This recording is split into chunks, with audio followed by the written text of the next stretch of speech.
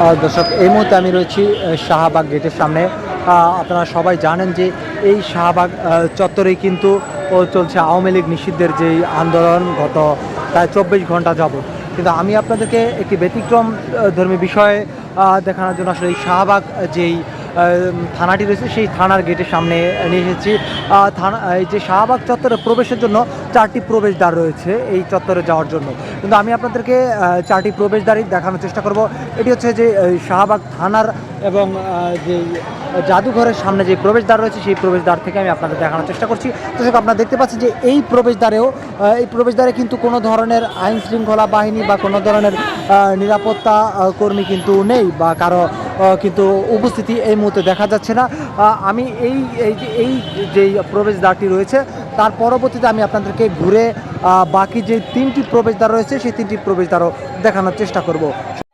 দর্শক, এরপরে আপনাদেরকে নিয়ে যাব যে এরপরে যে পিজি হাসপাতাল যেই সড়কটি রয়েছে পিজি হাসপাতাল সেই সড়ক, আমি সেই সড়কটা আমি আপনাদেরকে দেখানোর চেষ্টা করবো সেই সড়কে আসলে নিরাপত্তা বাহিনীর কী অবস্থা।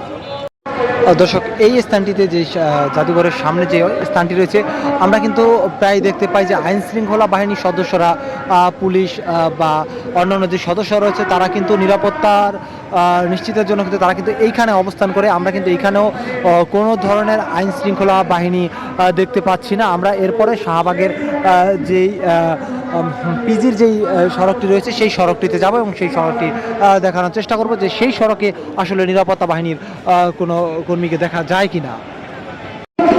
দর্শক, এই মুহূর্তে আমি রয়েছি যে পিজি হাসপাতালে যে প্রবেশদ্বারটি রয়েছে যে শাহবাগ চত্বরে যাওয়ার জন্য সেই প্রবেশদ্বারে আমি কিন্তু দর্শক আপনাকে দেখানোর চেষ্টা করছি যে এই পাশেই কিন্তু আন্দোলন হচ্ছে, কিন্তু যে পিজি হাসপাতালে যে প্রবেশদ্বার এখানে কিন্তু কাঁটার তারের বেড়া রয়েছে এবং লোকজনের কিছু উপস্থিতি এই পাশে দেখা যাচ্ছে এবং রিক্সা সহ নানান যানবাহন দেখা যাচ্ছে, কিন্তু কোনো ধরনের আইন শৃঙ্খলা বাহিনীর কোনো সদস্যকে কিন্তু ইতিমধ্যে দেখতে পাইনি বা কাউকে দেখা যায়নি।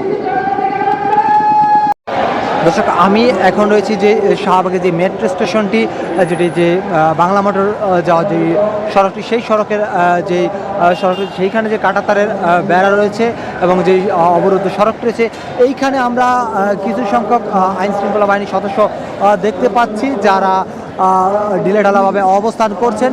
এছাড়া কিন্তু শাহবাগ প্রবেশের কোনো প্রবেশদ্বারেই কিন্তু আমরা আইন শৃঙ্খলা বাহিনী দেখতে পাইনি বা নজরে আসেনি। আমি আপনাদেরকে শাহবাগ চত্বরের সব দিকগুলো ঘুরে দেখানোর চেষ্টা করব। দর্শক, আরও রয়েছে যেই রমনার দিকে যেই সড়কটি রয়েছে আমি এর পরবর্তীতে আপনাদেরকে রমনার দিকে সেই সড়কটিতে নিয়ে যাবো এবং সেইখান থেকে দেখানোর চেষ্টা করব যে সেই সড়কটিতে আসলে কী অবস্থা রয়েছে। দর্শক, এটি হচ্ছে রমনা সড়ক। রমনার দিক থেকে যে যানবাহন বা মানুষজন আসবে সেই সড়কটি হচ্ছে এই রমনার দিকের সড়ক। দর্শক, এই সড়কেও কিন্তু আমরা দেখতেছি যে সড়কটি বন্ধ এবং কিছু কাঁটাতারের বেড়া রয়েছে, কিন্তু এইখানেও কোনো ধরনের আইন শৃঙ্খলা বাহিনীর কাউকে দেখতে পাওয়া যায়নি বা চোখে পড়ার মতন কাউকে দেখা যাচ্ছে না। এই সড়কটিও কিন্তু একেবারে খোলামেলা অবস্থায় রয়েছে, এইখানেও কিন্তু কোনো ধরনের নিরাপত্তা বাহিনী কাউকে দেখা যাচ্ছে না। দর্শক, এই যে স্থানটি দেখতে পাচ্ছেন আমরা কিন্তু প্রতিনিয়ত দেখতে পাই যে এই সড়কের পাশের এই স্থানটিতে যে পুলিশ বক্সটি রয়েছে শাহবাগ পুলিশ বক্স, এই পুলিশ বক্সের যে স্থানটি এখানে কিন্তু প্রতিনিয়ত আমরা পুলিশ আইন শৃঙ্খলা বাহিনীর যে পুলিশ সদস্যরা রয়েছে আমরা কিন্তু তাদেরকে দেখতে পাই।